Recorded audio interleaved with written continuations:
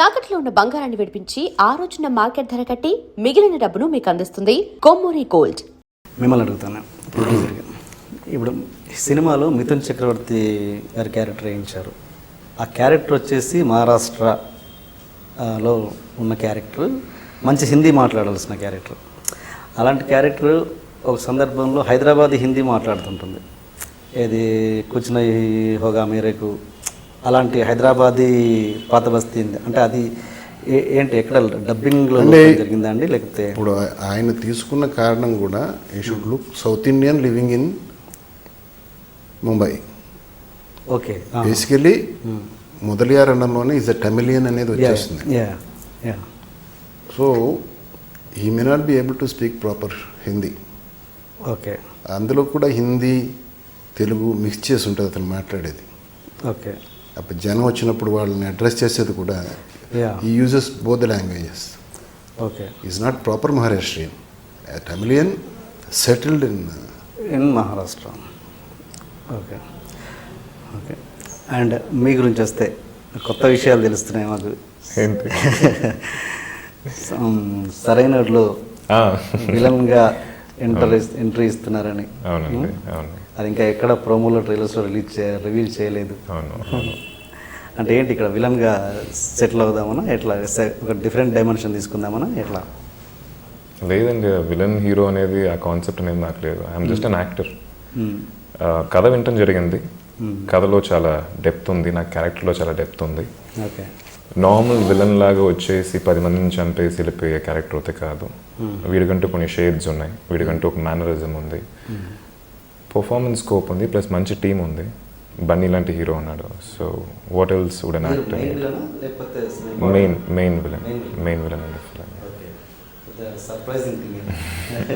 నేను చేసేది మృగం కూడా చూసారంటే I first half 80% of film I play antagonist అండి. I never believed in this thing called hero villain. I don't like the term called hero. I think we're all here to act. I'm sorry to interrupt him. I don't like the term called hero అన్నది proper usage కాదండి.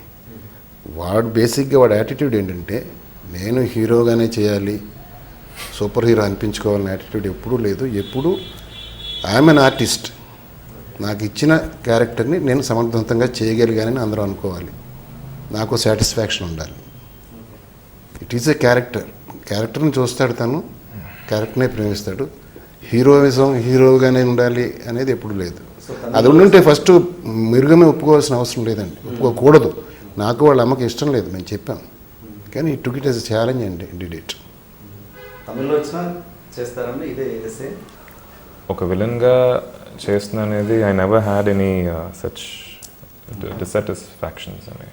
చాలామంది అడిగారు నన్ను వచ్చి, మీరు అడిగినట్టే విలన్గా చేస్తే దీని తర్వాత మళ్ళీ హీరోగా క్యారెక్టర్స్ మీకు ప్రాబ్లం అవ్వచ్చు కదా అని చెప్పి.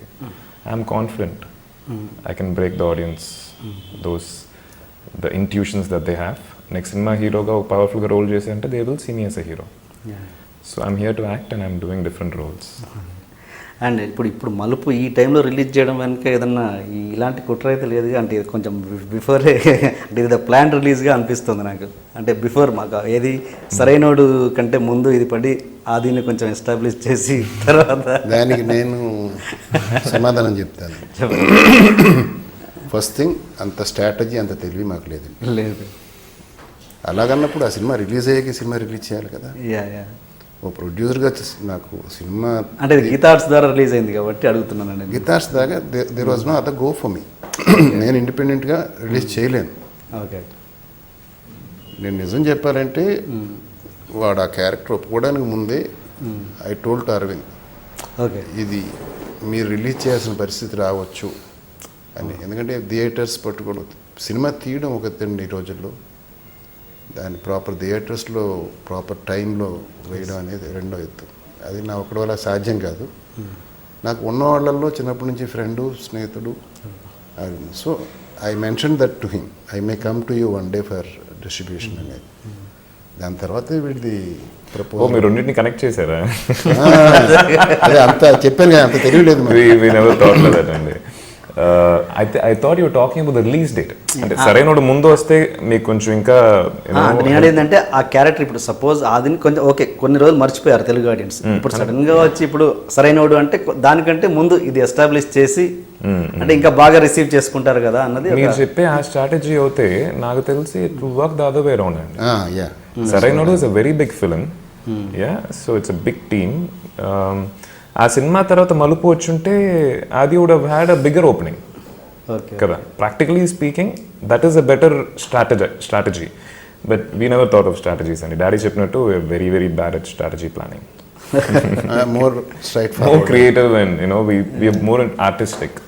ఓకే ఓకే సార్, ఒకటి చెప్పండి, మీరు తమిళ్ చూశారు, తెలుగు చూశారు, ప్రేక్షకుల పాయింట్ ఆఫ్ వ్యూలో తమిళ్ రెండు ఎంజాయ్, మీరైతే రెండు చూశారు సార్.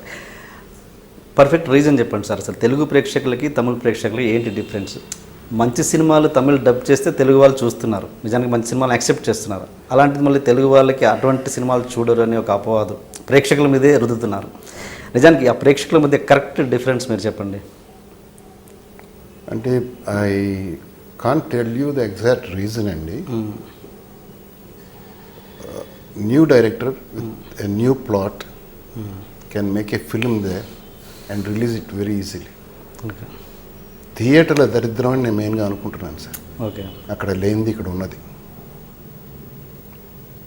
కొత్తోడు మంచి సినిమా బడ్జెట్లో తీసుకున్నాడు, ఎక్కడ రిలీజ్ చేసుకుంటాడండి? ఈ పబ్లిసిటీ ఎలా పెడతాడండి? ఓకే, రిలీజ్ గురించి ఓకే, రిలీజ్ అనేది సెకండ్ డిఫరెంట్ టాపిక్ అండి. అది నేను అడిగేది ఏంటంటే టేస్ట్ల గురించి. అదేనండి టేస్ట్లు. అక్కడ ఆదరణ ఉంది కాబట్టి ఆ తమిళ సినిమా చిన్న సినిమా ప్యూర్ నేటివిటీ, ఏ రకమైన హంగులు ఆర్భాటాలు లేకుండా ఆ వాతావరణాన్ని యాస్టీస్గా చూపించుకుంటూ తీస్తే చూసే గుణం వాళ్ళకు ఉందండి. అంటే వాళ్ళు they cannot forget they roots so easily అండి. ఇప్పుడు మనం నిజంగా వాళ్ళ పాత ఆచారాలని వాటిని ఇంకా సినిమాల్లో రిఫ్లెక్ట్ చేస్తూ సబ్జెక్టులు చేయగలుగుతున్నారంటే జనం చూస్తున్నారు కాబట్టి అండి. మన దాంట్లో రిక్షావాడి కొడుకైనా రీబాక్ షూస్ చేయాల్సిందే మామూలుగా. అంటే నేను చెప్తున్నాను మెజారిటీ అండి, not everybody like that. Taste ఉన్న వాళ్ళు బోల్డ్ మంది ఉన్నారు, బట్ సినీ గోయర్స్లో ఎక్కువ ఇలాంటి వాళ్ళు ఉన్నారు. That may be the reason. And there love towards there roots Tamilians. అదొక్కటే నాకు ఇదిగా ఉందండి. అలాంటి చిన్న సినిమాలు తీసినప్పుడు కూడా అక్కడ డిస్ట్రిబ్యూట్ చేయడానికి కానీ వాళ్ళు ధైర్యంగా ముందుకు వస్తున్నారు, ఎందుకంటే జనం చూస్తారని నమ్మకం వాళ్ళకు ఉంది కాబట్టి. ఆ నమ్మకం ఇక్కడ మనవాళ్ళకి లేదు కాబట్టి అలాంటివి తీసుకుని తొందరగా ఎవరు ఎంకరేజ్ చేయలేకపోతున్నారు. That is the difference is people అండి. ఇక్కడ మనవాళ్ళు అలాంటివి చూడడం మొదలుపెట్టి తీయడానికి బోల్డ్ మంది ఉన్నారు. ఇప్పుడు కొంచెం ఈ షార్ట్ ఫిల్మ్ మేకర్స్ వీళ్ళు వచ్చిన తర్వాత they are trying some experimental ఇవి. అండ్ గీతా ఆర్ట్స్ అన్నది ఈ ఒక్క సినిమా కదండి, ఇంతకుముందు మీరు చేసిన సినిమాలు కానీ మీరు చేసిన సినిమాలు కానీ ఏవి డిస్ట్రిబ్యూట్ చేయలేదు, ఫస్ట్ టైం కదా ఈ మలుపు సినిమా అన్నది. అంటే గీతా ఆర్ట్స్ నేను డైరెక్ట్ చేసినవి చేశారు, మీరు ప్రొడ్యూస్ చేసినవి కానీ మీరు హీరోగా చేసినవి ప్రొడ్యూస్ చేసిన 2 సినిమాలు అదే అవి కానీ మీరు హీరోగా చేసినా కానీ ఏవి చేయలేదు. ఇది this is the first movie కదా.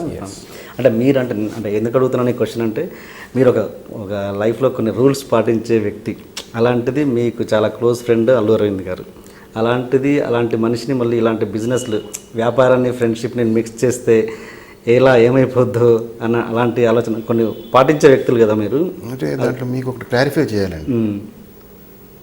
తన మీద నేను వేసిన భారం ఏం లేదండి, because he has already got infrastructure, distribution structure నీట్గా ఉంది హోల్ ఆంధ్రాలో.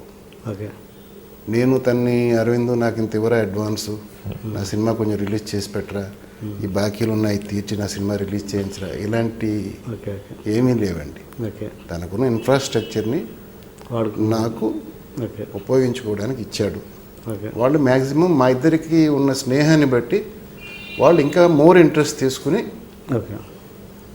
నాకు డిస్ట్రిబ్యూట్ చేసి ఇస్తున్నారండి. అంతే తప్ప ఆర్థికమైన లావాదేవీలు ఏమి లేవు ఇందులో. తనలో ఆ విషయంలో తను కూడా చాలా స్ట్రిక్ట్ అండి. Business friendship. అదే అడుగుతున్నాను. తమిళ్ ప్రోమోస్ చూశాను నేను, మలుపు తమిళ్ ప్రోమోస్ చూశాను.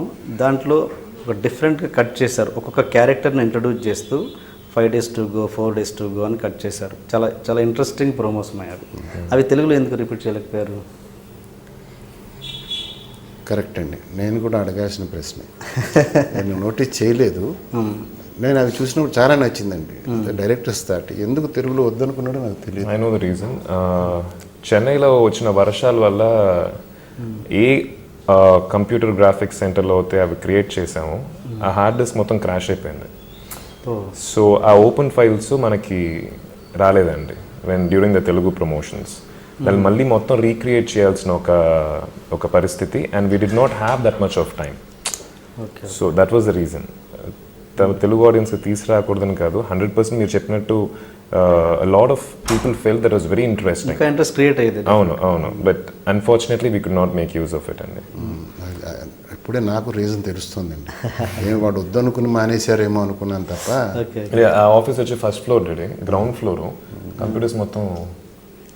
అవును, దీన్ని ఈ కాపీని తీసుకొని ఆల్రెడీ యూట్యూబ్లో ఉంటాయి కదా, దాన్ని అలాంటివి చేసి అంటే దాంట్లో తమిళ టైటిల్ ఉంటుంది కదా. ఓహో, తమిళ్ ఉంది. We need open files. ఇంగ్లీష్లో అనుకున్నాను, తమిళ్లో ఉంది. ప్లస్ వాయిస్ ఓవర్ కూడా తమిళ్లో వస్తూ ఉంటుంది. అది క్రియేట్ ఓకే, అది తెలుగులో వస్తుంది. ఇలాగ ఓన్లీ టైటిల్ వరకు ప్రాబ్లం. టైటిల్ అవును, టెక్స్ట్ ఇంగ్లీష్లో ఉంది, బట్ టైటిల్ ఫాంట్ ఇస్ యాగవరాయనం నాకాక ఇంగ్లీష్లోనే ఉంటుంది. But will have to remove that and put మలుపు కదా. So we need quality open file. పోద్ది. అవును. ఇప్పుడు మళ్ళీ రీక్రియేట్ చేయడం కుదరదా? టైం అవుతుంది.